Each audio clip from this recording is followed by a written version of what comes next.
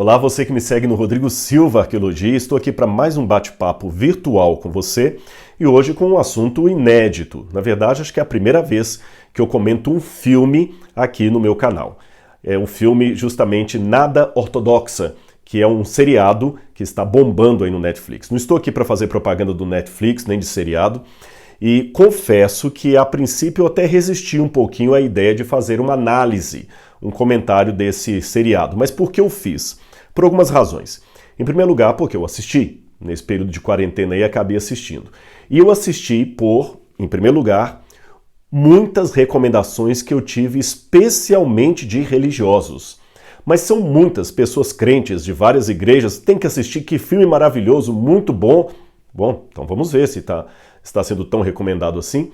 A segunda razão é porque se tratava de um filme que tem como temática o judaísmo. E eu confesso que eu tenho, como se diz em hebraico, uma nefesh yehudi, uma alma judaica. Tudo que envolve Israel me chama atenção, eu gosto, eu curto. Vou lá, não custava nada assistir. Em terceiro lugar, porque era uma temática religiosa, que envolvia conflitos religiosos, da relação muitas vezes um pouco ruidosa entre conservadorismo e modernidade, entre tradição e progressismo. Isso tudo me chamou atenção. Mas depois de assistir o seriado, eu fiquei um pouco assim pensativo sobre qual seria a mensagem de entrelinhas que aquele filme queria passar. Eu tenho uma mente filosófica, eu formei em filosofia também, e eu sempre gosto de não apenas ver o que está às claras, mas o que está nas entrelinhas. Sabe, o que está querendo passar? Qual a mensagem oculta? Qual o currículo oculto que aquela matéria está passando? Qual o objetivo? E foi por isso que eu resolvi, então, fazer esse comentário para vocês aqui. Repito, não fazendo qualquer propaganda de filme da televisão, mas apenas dando uma visão minha, particular, filosófica e teológica sobre o que eu penso de tudo isso. E quem sabe colocar você também para pensar um pouquinho, talvez concordando comigo totalmente, parcialmente, discordando de mim, não importa. Mas eu quero aqui apresentar para vocês aqui a minha visão do filme Nada Ortodoxa, do seriado Nada Ortodoxa. Dando uma sinopse do filme para quem não assistiu e para quem assistiu recapitular, uma sinopse, fiquem tranquilos que eu não vou dar spoiler aqui, tá bom? É uma trama fictícia, porém baseada em fatos reais, da vida de uma judia chamada Deborah Feldman. Eu não li o livro de Deborah Feldman, mas pelo que tudo indica, os próprios produtores dizem isso, o que acontece ali naquela trama foi inspirado na história de Deborah Feldman. A personagem fictícia que aparece no Nada Ortodoxa, e a principal personagem, é uma jovem chamada Esti Shapiro. Esti Shapiro era uma moça saída da adolescência com seus 18, 19 anos, que está perto de entrar num casamento arranjado, vivendo numa sociedade judaica ortodoxa muito, mas muito conservadora. Os homens têm regras fixas, as mulheres também, regras muito rígidas, uma vida muito metódica. E essa menina Esti, ela está entrando, vejam bem, em pleno século 20, 21, quando tem a trama ali, ela está entrando num casamento arranjado como ainda se estivesse vivendo nos tempos dos anos 20, anos 30 ou no século 19, por aí. Mas ela está feliz, ela não está totalmente inconformada com o casamento arranjado. Ela vai conhecer o noivo, mas ela até pensa que aquele casamento poderia ser uma redenção para ela. Ela não está tão bem consigo mesma, porque na trama do filme ela é criada pela tia e uma avó, e a mãe abandonou o lar quando ela era criança e fugiu para a Europa. O filme depois vai mostrar que a mãe na Europa vive uma relação homoafetiva com outra mulher. E o pai de Esti é um bêbado, sem nenhum controle do vício da bebida, sem nenhuma maturidade para gerir as coisas da família, para ter aquela presença realmente paterna que ela precisa. Então o casamento pode ser, quem sabe, a redenção dela. E aparece um candidato de uma família importante, influente ali na comunidade dos judeus, e dá tudo certo, ela casa, mas logo em seguida do casamento começam os dramas dela, a partir da própria noite de núpcias, e ela acaba um dia fugindo de casa, desesperada, e vai lá para a Europa. Na Europa, chega como ninguém, ela é ajudada até nessa fuga por uma professora de música, que tem um diálogo muito interessante com ela, quando fala assim, você tem que fazer o que você quer, aqui é a América, faça o que você quiser, você tem autoridade, você é a lei para você. E ela fala, não, mas a minha comunidade é muito fechada. Toda a primeira parte do filme, na verdade o filme vai sempre fazendo uma intercalação entre cenas da vida dela na comunidade judaica nos Estados Unidos e cena da vida dela já fugitiva na Alemanha. E na Alemanha ela está ali em Berlim, justamente com jovens que são músicos, pessoal da área de artes, e ali tem jovens de nações diferentes.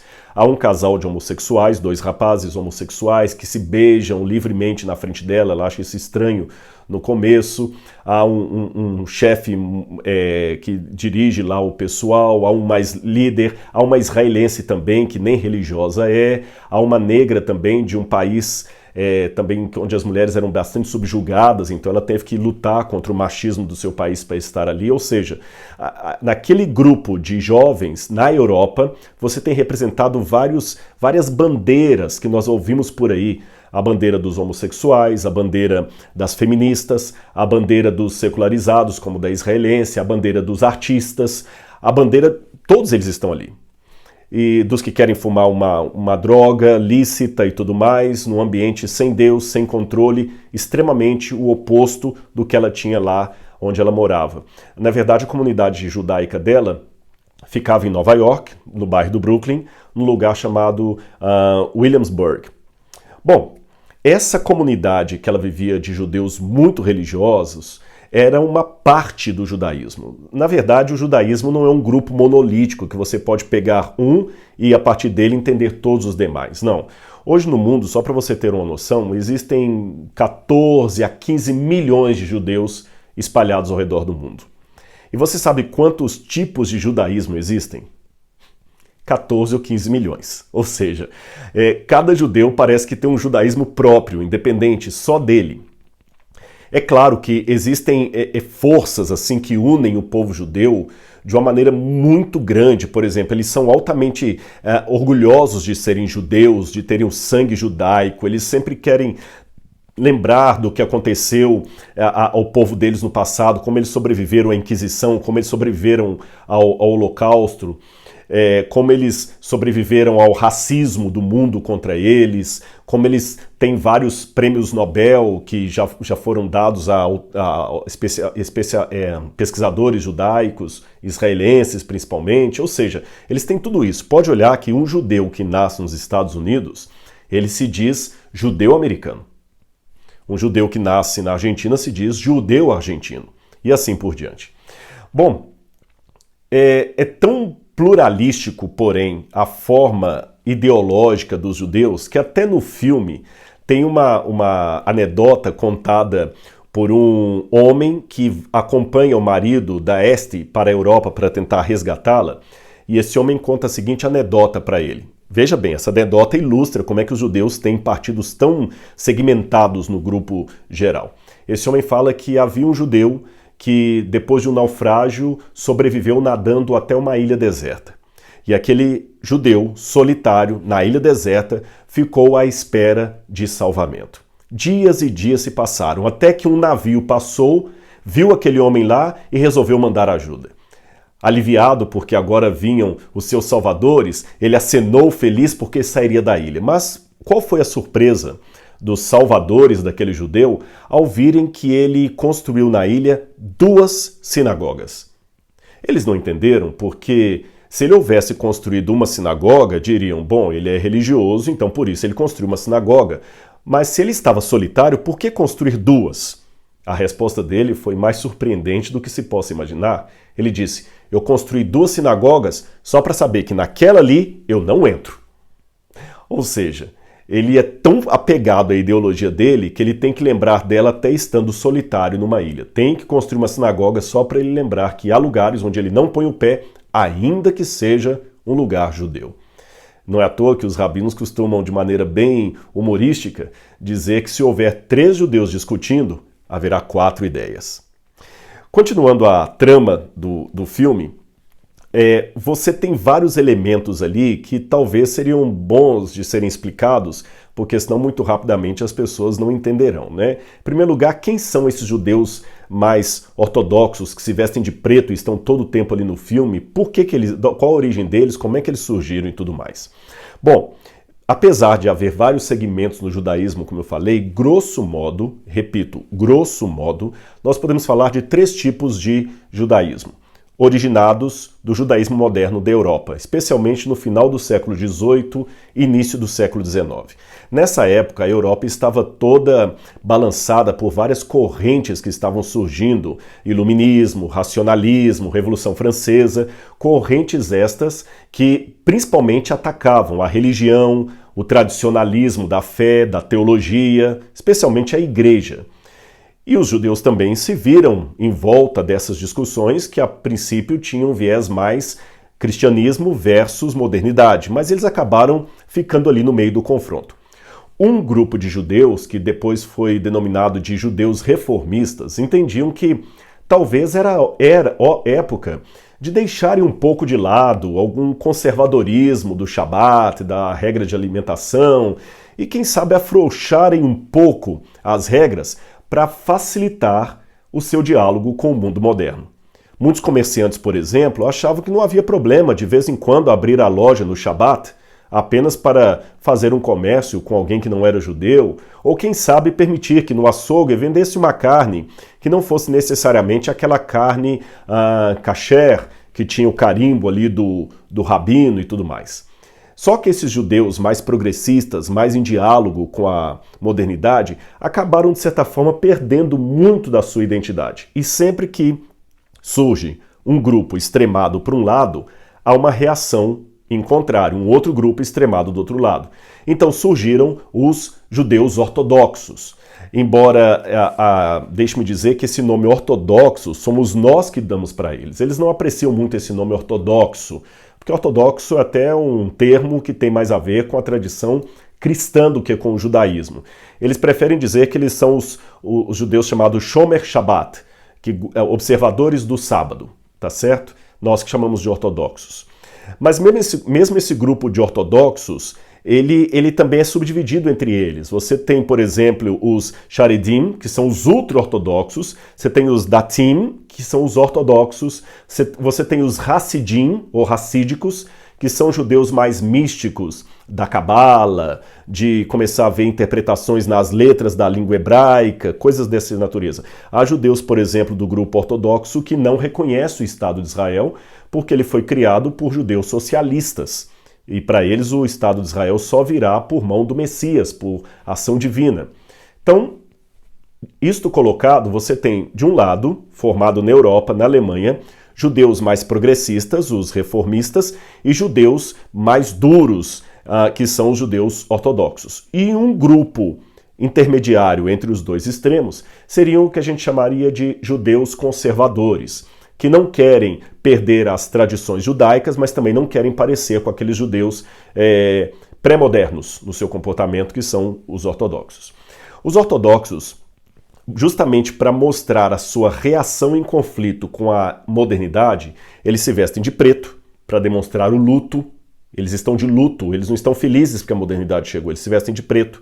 Se vestem todos iguais para que não haja nenhum superior ao outro, são tremendamente rigorosos no cumprimento da lei e acabam, às vezes, até criando regras para transgredir as regras. Por exemplo, no filme já tem na abertura assim um momento em que a Este quer fugir. Essa parte é muito engraçada. E quando ela quer fugir, você tem no saguão ali do prédio onde ela mora, um monte de mães com carrinhos de bebê, todo mundo desesperada, sem saber o que fazer. Era um Shabat, era um sábado. E elas falam, não podemos porque o fio do Eruv quebrou o fio do Eruv. E ninguém podia sair na rua. O que é esse fio do Eruv? Veja bem, no Shabat, você não pode carregar peso, você não pode andar mais do que 1 milha, mas você não pode transportar nada nas ruas do bairro judeu no Shabat. Como é que uma mãe vai levar um carrinho de bebê para a sinagoga? Então lembra que eu falei que os rabinos acabam criando regras para transgredir as regras? Eles criavam esses fios que existem até hoje em vários bairros judeus ao redor do mundo, esses fios chamados Eruv, o fio fica e esse fio faz um corredor. Dentro daquele corredor, excepcionalmente, uma mãe pode carregar um carrinho de bebê, que aí não é pecado. Mas se ela carregar o carrinho de bebê fora daquilo ali no Shabat, aí é pecado. Então, se o fio cai no Shabat, ela não tem o caminho permitido da exceção para ela levar o carrinho até a sinagoga. Então, ela não pode nem sair do prédio. Eu sei que isso colocado assim para você realmente parece uma coisa pré-moderna, uma coisa de loucos. Outra coisa que a gente vê lá no filme muito são aqueles cabelinhos enrolados que os judeus usam, aquele opaiot. Eles fazem aquilo com base na lei de Levítico, capítulo 19, versos 27, onde fala assim, não levarás a navalha na têmpora dos teus filhos. Você vê toda hora no filme também eles beijando uma coisa na porta, assim, quando entram. Aquilo é a mezuzá. A mezuzá é uma pequena caixinha, às vezes de madeira, às vezes de prata, que eles colocam ali na porta, assim, bem na porta da casa, na soleira mesmo. E ali eles colocam algumas porções do livro de Deuteronômio, especialmente Deuteronômio capítulo 6 e Deuteronômio capítulo 11. E ali você tem o Shema Israel, que em Deuteronômio 6 e também Deuteronômio capítulo 11 diz assim, essas leis que te dou, você as colocarás nos umbrais de suas portas e também por frontal entre os olhos. Por isso que eles também colocam aquela caixinha preta aqui e na hora da oração fica fazendo aquela oração. A língua que eles falam é o Yiddish. Por que o Yiddish? Porque quando os judeus estavam na Europa nessa época, eles não tinham o hebraico falado ainda. O hebraico só vai ser ressuscitado depois por um trabalho de Ben Yehuda, mas posteriormente. Por isso que hoje se fala o hebraico. Mas durante muito tempo o hebraico ficou quase como língua morta para os judeus. E muitos até se recusavam a falar o hebraico, porque sendo língua sagrada, era apenas para a leitura da Torá, não para a conversa diária. Então eles criaram uma língua para eles, que era uma mistura do alemão com línguas eslovenas, com algumas outras línguas lá germânicas e também com o hebraico e o aramaico. Essa língua é chamada de Yiddish. Então era uma maneira de eles não cederem para falar a língua do país onde eles estavam, para mostrar que eles eram diferentes, mas também não dessacralizar a língua hebraica que nessa época estava em desuso. Então criaram o Yiddish. E no filme eles estão falando em Yiddish o tempo todo. Até a menina falava inglês fluentemente, mas dentro de casa era em Yiddish o tempo todo. Também no filme você vê cenas como eles cobrindo de alumínio todos os utensílios domésticos, porque na peça não pode ter nada com fermento, com levedura, então eles até hoje, mesmo judeus não religiosos, fazem isso. A menina israelense, que no início tem uma certa raiva dela, fala, esses aí são judeus loucos, é porque ela representa aquele segmento de Israel que é completamente secularizado, muitos deles até ateus. Bom, pessoal, eu poderia falar outras coisas mais, tem muitas coisas curiosas do filme que você vai vendo ali, das práticas. As orações que eles fazem, que eles vão fazendo oração e tem hora que parece que o rapaz entra em transe.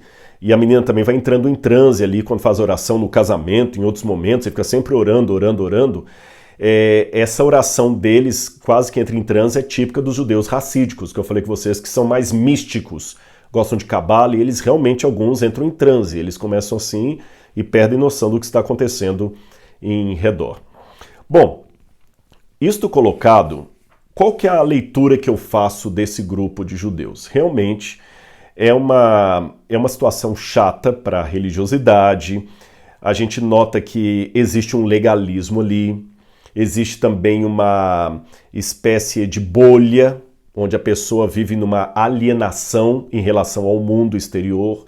Eu vejo muito comportamento ali dos judeus ortodoxos, que são comportamentos que Jesus já criticava no tempo dele. Por exemplo, eu falei da questão da oração ficar ali, né, em voz alta e tudo mais. Jesus falou, quando vocês forem orar, não fiquem nas esquinas ou nos cantos das sinagogas, ali repetindo com vãs repetições, que esse tagarelar de vocês não levará a lugar nenhum. Você quer orar? Entra no seu quarto e fala com seu pai em secreto que ele vai abençoar você. Jesus também falou daqueles fariseus do seu tempo que ficavam com as suas caixinhas aqui na sua cabeça, os seus tefilim, né? E acham que pelo muito falarem serão ouvidos. Jesus então criticou esse segmento legalista do judaísmo. Ele tem uma razão histórica, não uma justificativa histórica, uma razão, um motivo pelo qual surgiu. Depois do cativeiro da Babilônia, olha que eu fui lá para trás, hein? Muitos judeus tinham medo de que os babilônios voltassem e os levassem de novo para o exílio. E, na visão deles, o que os levou ao exílio foi justamente a transgressão da lei. Então, para evitar que a lei fosse transgredida e, como consequência, eles fossem parar de novo no exílio, eles se tornaram alta mega power conservadores em relação à lei. Foi o grupo dos fariseus, que vai existir na época de Jesus. Então, por exemplo, se antes do cativeiro da Babilônia a lei, a Torá, era vista como uma cerca para proteger o povo, agora ela passou a ser um objeto a ser protegido. Veja bem, a lei já não era mais uma cerca de proteção, mas era algo que precisaria ser protegido.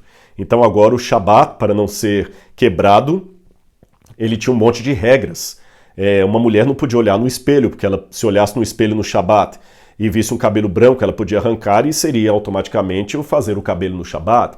Se você está chupando uma fruta e tem semente, você não vai cuspir no chão no Shabat, porque ela pode germinar e você está plantando no Shabat, e assim foi.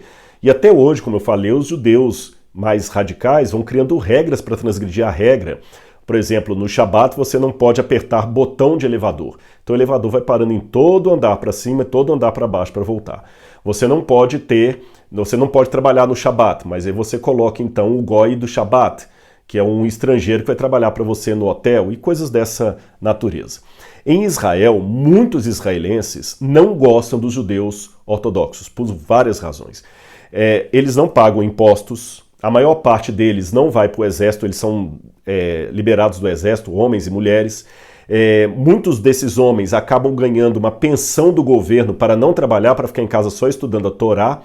E eles, apesar de representarem 15% do judaísmo, têm uma força política muito grande em Israel.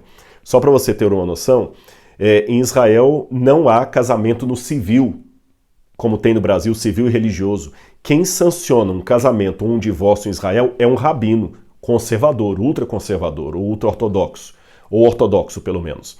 Então, imagina um judeu secularizado, ateu, que quer casar, mas não quer a bênção de um rabino. Ele tem que se submeter a isso. Ele quer divorciar da sua esposa, mas se o rabino não aceitar o divórcio, não está válido. Eu lembro de uma discussão uma vez lá em Israel de 12 crianças que tinham sido adotadas do Brasil, já estavam vivendo com famílias israelenses, mas o rabino não aceitava circuncidá-las, nem torná-las judias legítimas, porque os pais não eram judeus praticantes. Né? Então tem toda uma questão aí que há muita rivalidade. Como eu falei, muitos desses judeus ortodoxos, não todos, nem aceitam o Estado de Israel. Houve até um grupo deles uma vez que tirou foto com Ahmadinejad, que era um inimigo declarado de Israel.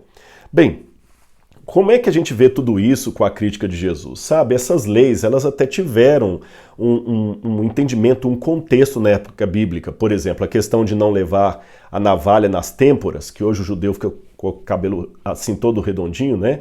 Até no filme lá tem uma hora que o rapaz acorda de bob, e é verdade, muitos deles colocam bob.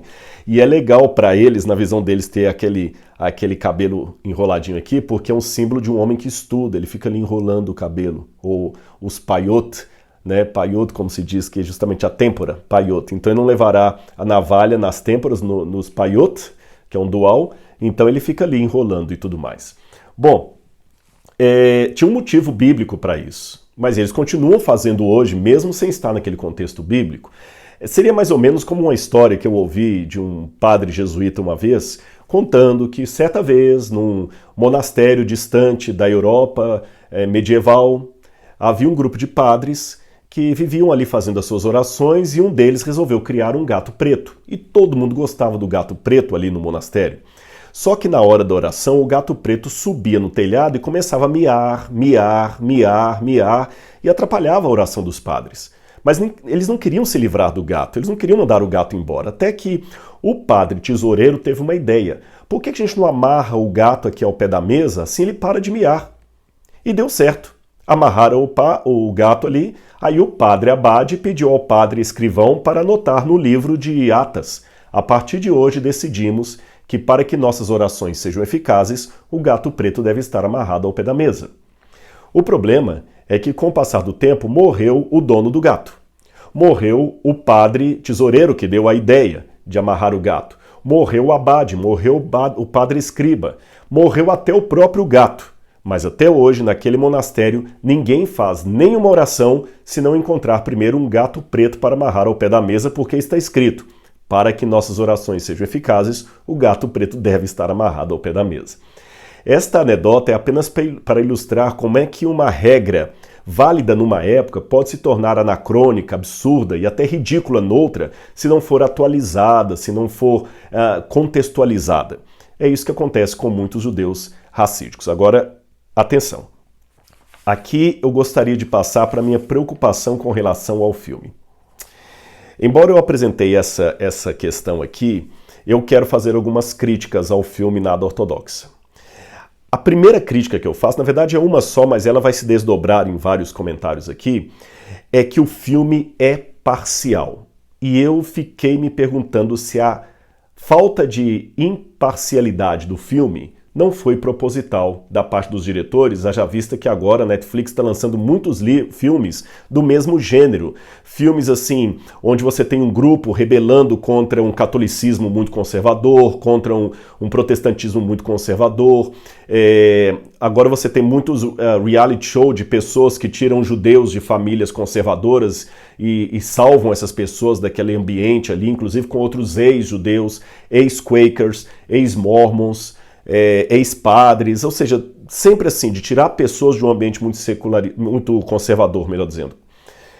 O problema é que o filme, grosso modo, se eu colocar numa linha, ele passa a ideia o seguinte: religiosos, o grupo de Nova York, características, conservadores, ultrapassados, legalistas, sem amor, sem psicologia, mal resolvidos emocionalmente, de mal com a vida, tristes, fechados, racistas, porque eles só ficam entre eles, se sentindo superiores e alienados.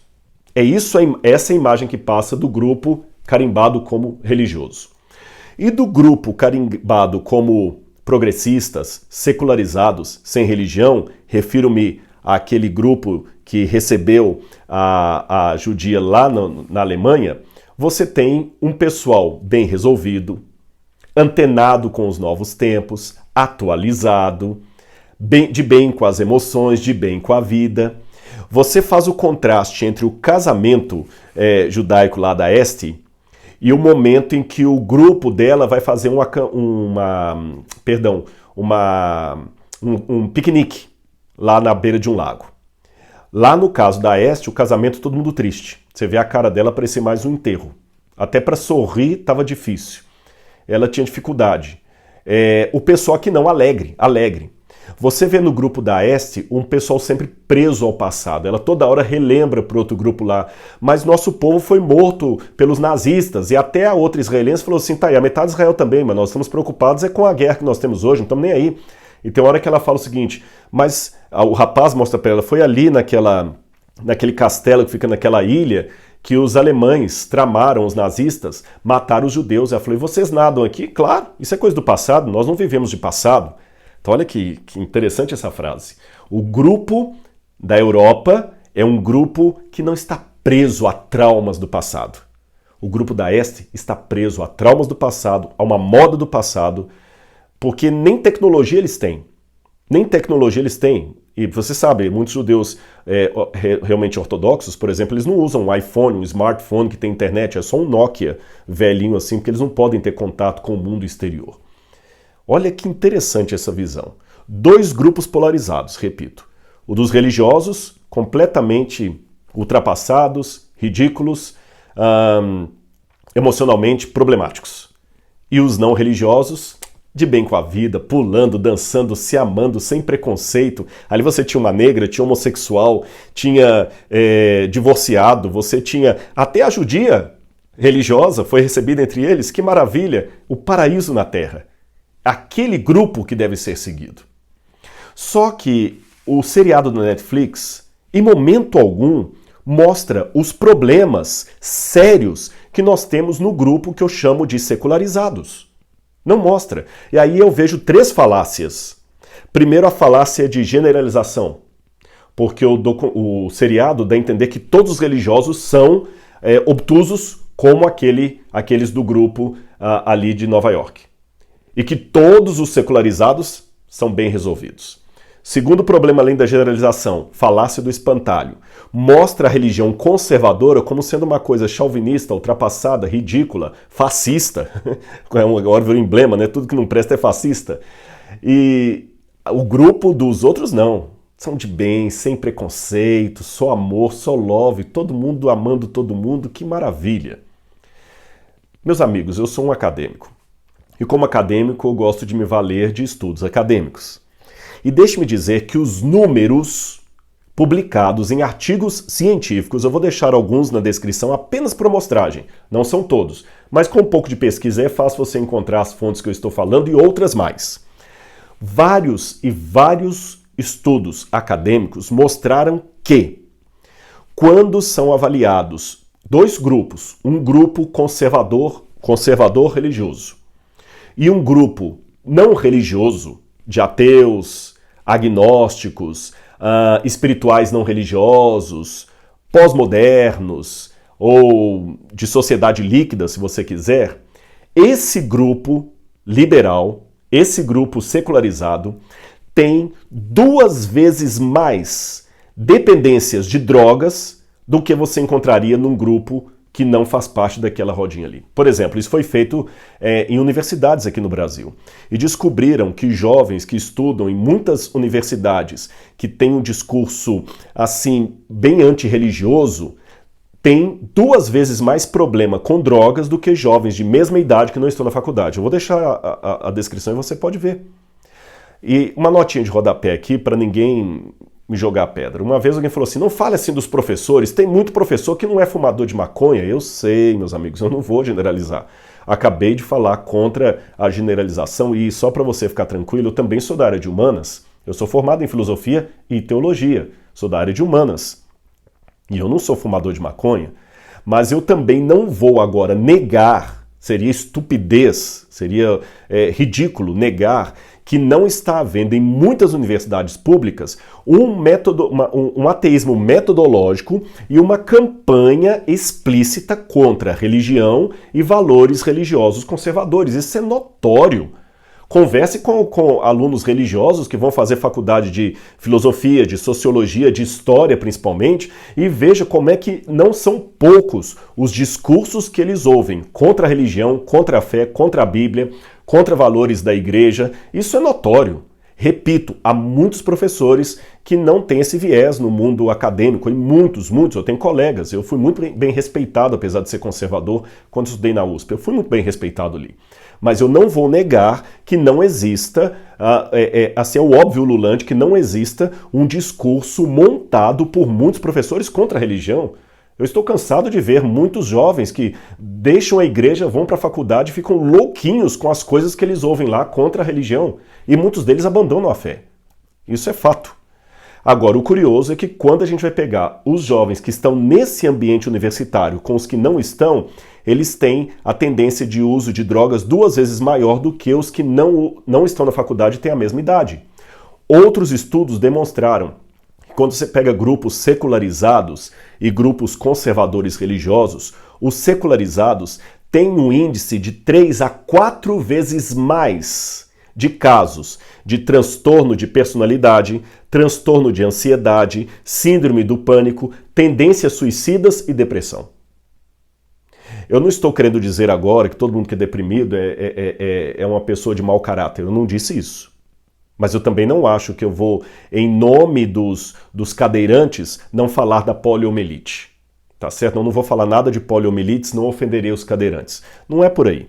Tá certo? Mesmo porque nem todo mundo tem poliomielite, é cadeirante, mas eu quis apenas fazer uma analogia do tipo, eu respeito a pessoa que tem síndrome do pânico. Como indivíduo, eu respeito, ele merece o meu abraço, o meu apoio, o meu carinho e a minha oração.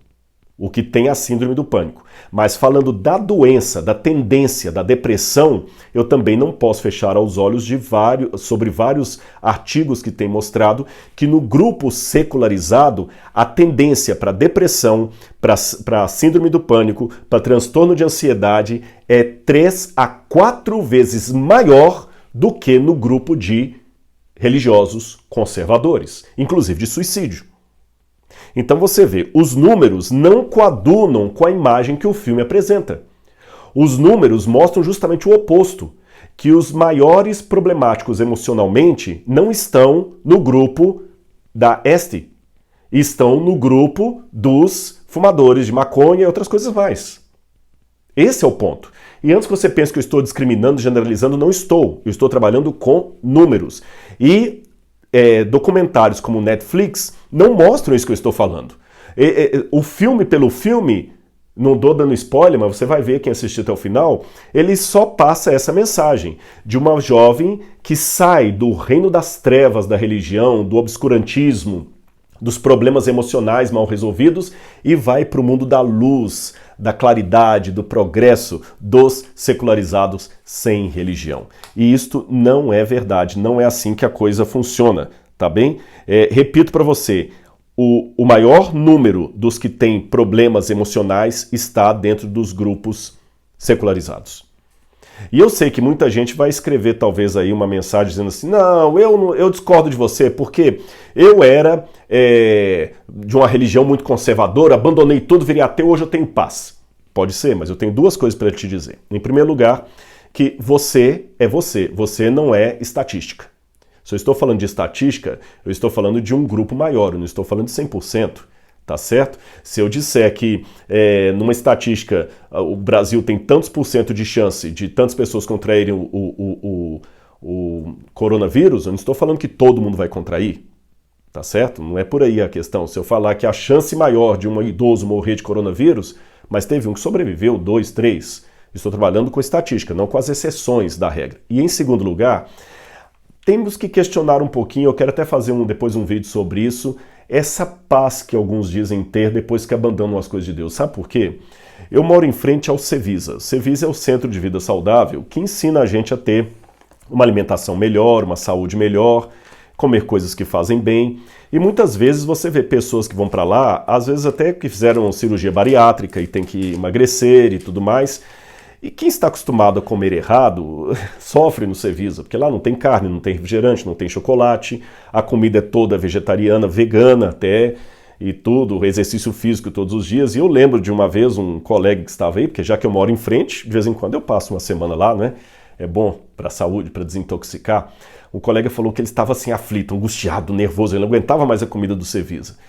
E ele saiu, pegou o carro e foi para um primeiro posto de gasolina e comprou 2 pastéis fritos naquele óleo de posto de gasolina. E pegou aqueles pastéis fritos, pastel de queijo, com uma bela de uma lata de Coca-Cola e comeu aquele pastel e bebeu. Ele falou, rapaz, quando eu comia aquela Coca-Cola, bebia aquela Coca-Cola e comia aquele pastel, parecia o manjar dos deuses. Eu me senti até bem, eu estava nervoso, eu estava agitado, eu estava chateado, eu estava neurastênico, eu estou até em paz agora. Mas só depois eu fiquei chateado porque eu joguei para trás toda a dieta que eu estava seguindo e o que eu consegui. Ou seja, quando você segue o bem, principalmente considerando que nós temos uma índole para as coisas que não prestam, seguir o bem exige de nós disciplina, exige de nós força de vontade, graça de Deus, resistência ao próprio eu. E quando você cede à tentação, você tem psicologicamente uma paz momentânea, é óbvio, é óbvio. Toda pessoa que está de dieta, quebra a dieta e entra num pote de sorvete, naquele momento ali ela sente um prazer quase orgástico, porque está comendo aquele sorvete ali, mas depois vem a culpa, vem as consequências, vem uma série de problemas. Isso é um fato. E em alguns momentos, até para aplacar a culpa, as consequências que vêm depois, o que você faz? Você aumenta ainda mais o seu erro para poder falar que você está bem resolvido. E como a cura às vezes é mais dolorida do que o próprio problema, você faz como criança, quando era pequeno, que a gente machucava, a mãe ia passar mertiolate, e falava, não, já sarou, porque eu sabia que o mertiolate ia arder pra danar. Então, para não sentir o ardor do mertiolate, quantas vezes eu falei para minha mãe, já sarou, quando não tinha sarado nada. Então, desculpe, eu não quero julgar você, não me compete isso. Mas falando assim, de uma realidade sem rosto, eu questiono algumas pazes que muita gente diz que está sentindo por aí. Aí eu estou em paz, eu larguei Deus, fiquei em paz. Como eu falei, Num primeiro momento, quem quebra a dieta também sente um prazer, uma paz quando está comendo aquele balde de sorvete. O problema é o depois. E como dizia o filósofo Homer Simpson, Homer Simpson, o problema das consequências é que elas vêm depois. Então, meus amigos, pensemos bem nisso, viu? Eu acho que o filme é bom, bacana, mas eu fico preocupado com histórias ou relatos que são contados apenas pela metade, porque tem o outro lado também para ser ouvido. Espero que você tenha gostado desse comentário aqui e no próximo vídeo nós estaremos juntos. E se gostou, não esqueça de assinar o sininho de notificações, dar o seu like e participar com seus amigos. Um grande abraço, tchau!